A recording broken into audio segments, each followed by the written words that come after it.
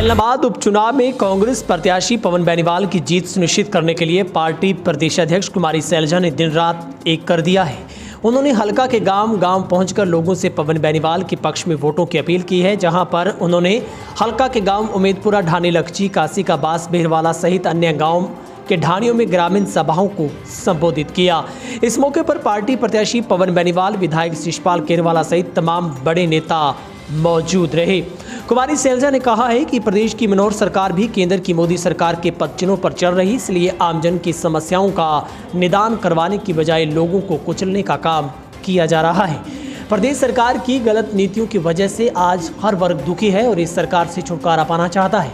उन्होंने कहा कि न केवल किसान ही सरकार से दुखी, बल्कि हर मजदूर, छोटे दुकानदार, युवा, सब कर्मचारी समेत तमाम वर्ग कठिनाइयों भरे दौर से गुजर रहे हैं। वहीं पर इस मौके पर बड़ी संख्या में आज ग्रामीण एकत्र हुए, जहां पर भारी संख्या में ग्रामीणों की तरफ से पवन बेनीवाल को समर्थन दिया गया, जिसके बाद विपक्षियों के लिए लगातार मुश्किलें बढ़ रही हैं। जहां पर आज करीब दर्जन भर गांव का दौरा कर पवन बेनीवाल के समर्थन में कुमारी शैलजा ने अपने तमाम दिग्गज नेताओं के साथ पसीना बहाया और गांव कई परिवारों की ओर से अन्य पार्टियों को छोड़कर पवन बेनीवाल के समर्थन में आने का ऐलान किया गया। जहां पर कुमारी शैलजा ने कहा कि 3 काले कानूनों को लेकर शांतिपूर्वक प्रदर्शन करने वाले किसानों पर प्रदेश सरकार कई बार लाठियां भांज चुकी है। वहीं पर उन्होंने आरोप लगाया कि जिन गांव में आज बीजेपी जेजेपी का विरोध हो रहा है, वहां पर भारी पुलिस बल फोर्स के साथ प्रत्याशी गोविंद कांडा पहुंच रहे हैं, जो कि यहां की जनता के साथ धोखा तो कर ही रहे हैं, बल्कि यहां का माहौल भी खराब कर रहे हैं और ये जेजेपी बीजेपी दंगा करवाना चाहती है। उन्होंने कहा कि आज हल्के की जनता ने कांग्रेस के पक्ष में मतदान करने का मन बना लिया है। ऐसे में अब साफ है कि जैसे जैसे चुनाव का वक्त नज़दीक आएगा, पूरे हलके में एक तरफा लहर दौड़ जाएगी। साथ ही पत्रकारों के सवालों का जवाब देते हुए कुमारी शैलजा ने कहा कि इस बार पवन बेनीवाल की जीत सुनिश्चित है, चूँकि किसानों के समर्थन में बीजेपी को अलविदा बोलकर आए पवन बेनीवाल की नीयत साफ है और उनके पास काम करने की नीति भी है। साफ है कि ऐसे में हल्की की जनता का मन अब कांग्रेस के साथ है। जहां पर आपको बता दें कि आज दर्जनों गांव में बड़ी संख्या में उन्होंने सभाओं के बीच में पहुंचकर पवन बेनीवाल के हित में वोट डालने की अपील की।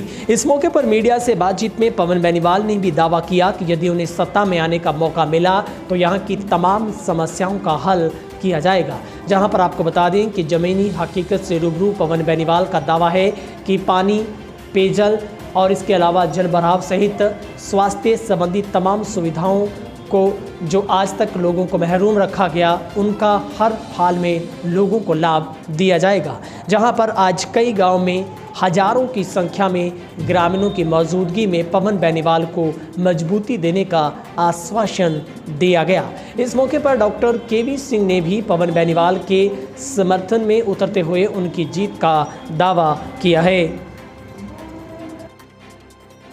चुनाव बहुत अच्छा चल रहा है। आप यहाँ पर देखिए कि लोग सारी बात समझते हैं कि ये चुनाव ऐसे समय में जो किया जा रहा है, भारतीय जनता पार्टी की असलियत सारी सामने आ रही है। भ्रष्टाचार का बोलबाला है। अभी हमसे यहाँ पर कुछ लोग मिले और वो बता रहे हैं अपनी आप बीती। उनकी दुख भरी बात है कि बिजली कनेक्शन के लिए उनसे कितना भ्रष्टाचार के तहत पैसा ऐंठने का प्रयास हो रहा है। तो कहाँ गया मोदी जी का मेक इन इंडिया? कहाँ गया खट्टर जी का जो रोज़गार बढ़ा रहे हैं?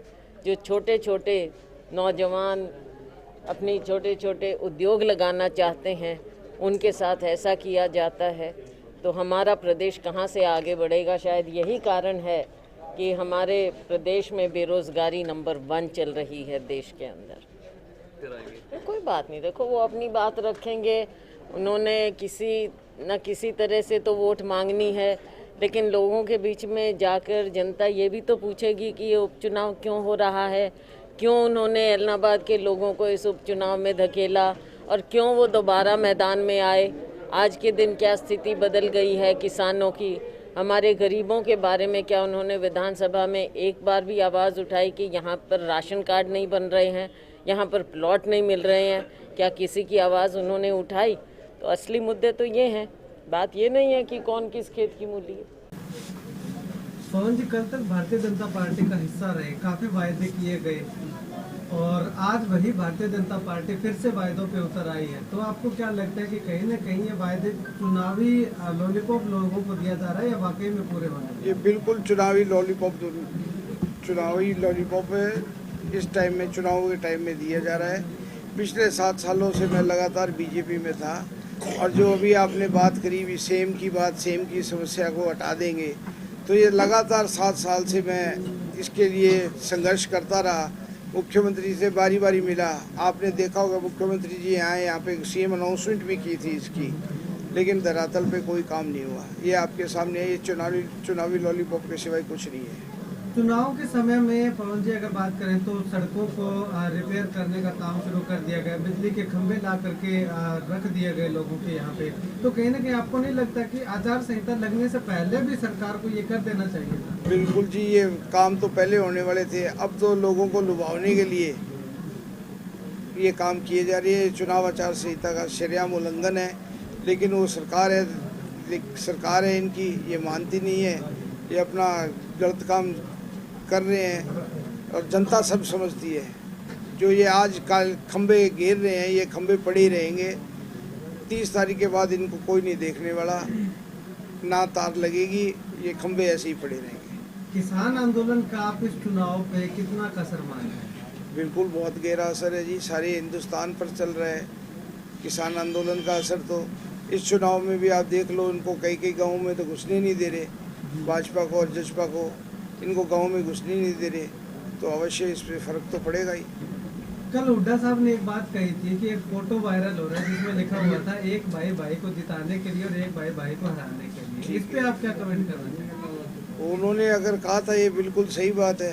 अजय सिंह जी तो, उनका तो मेन टारगेट है अजय सिंह को हराने के लिए।